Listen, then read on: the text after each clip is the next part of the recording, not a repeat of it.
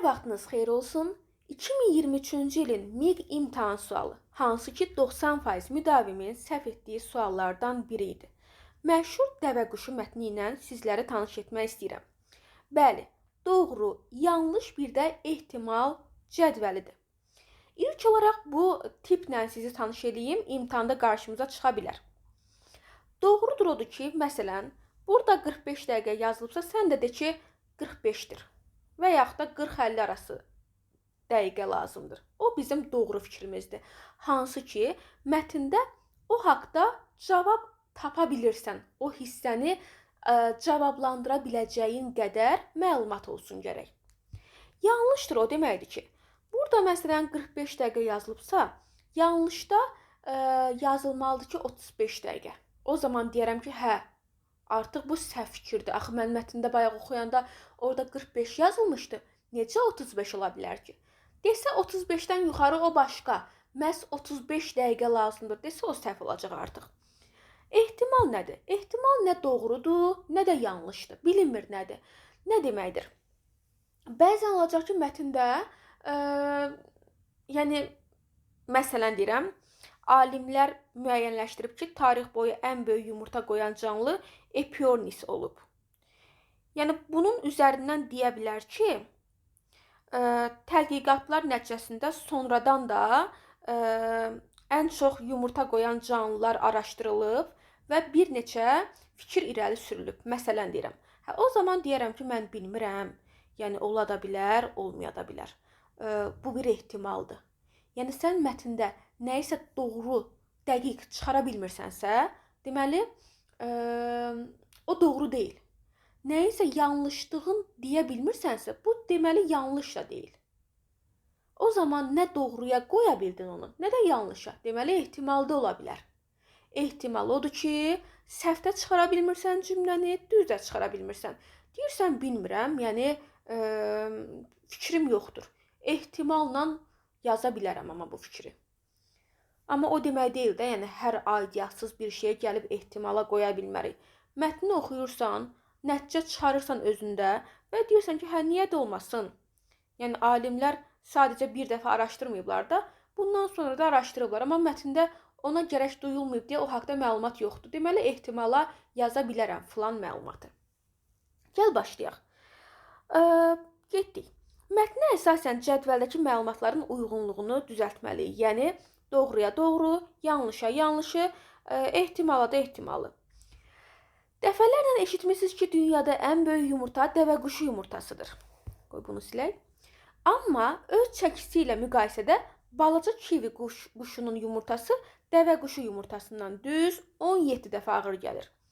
Çəkisi 150 kiloqrama çatan dəvəquşu yumurtası 24 toyuq yumurtası boydadır.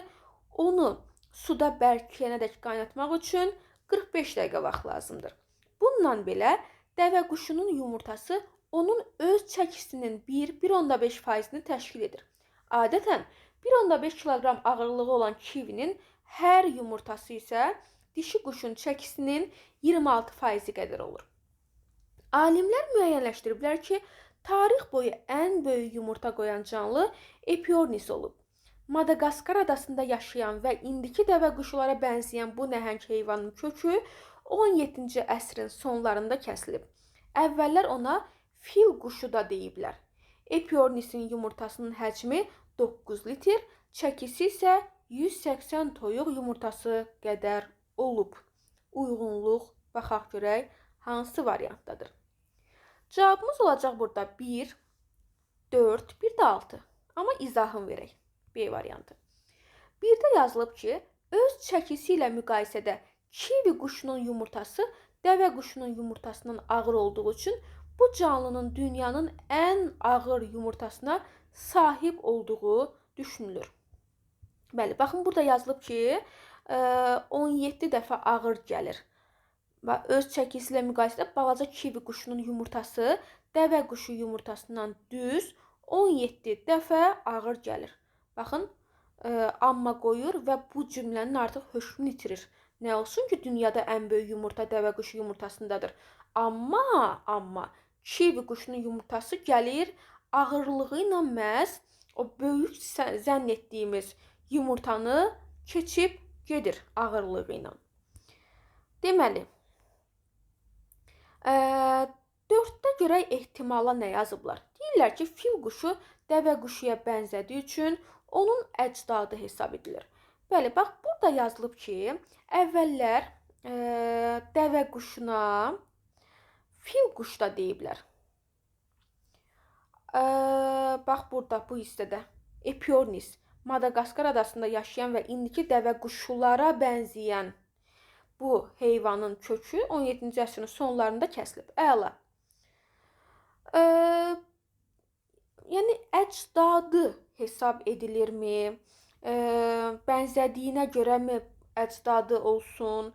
Yəni o haqqda fərziyyələr ola bilər. O demək deyil də doğrudur. Yəni mətndə yoxdursa nə bilək ki, doğrudur. Mətndə yoxdursa niyə deyək yanlışdır? Sadəcə yoxdur. Bəlkə də amma məntiqli gəlir ki, həqiqətən də ola bilər də bənzəyirsə buna fil quşu deyirlər və əcdadı hesab eləyə bilərlər maksimum. Özləri bilər. 1-4 götürdüm. Bir də 6-nı yanlış kimi götürməliyik. Epiornisin dünyada ən ağır yumurta qoyan canlı adına sahib olduğu üçün ona fil quşu deyirdilər. Baxaq.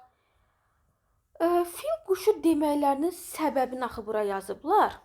Bənzədiyi üçün fil quşu deyirlər.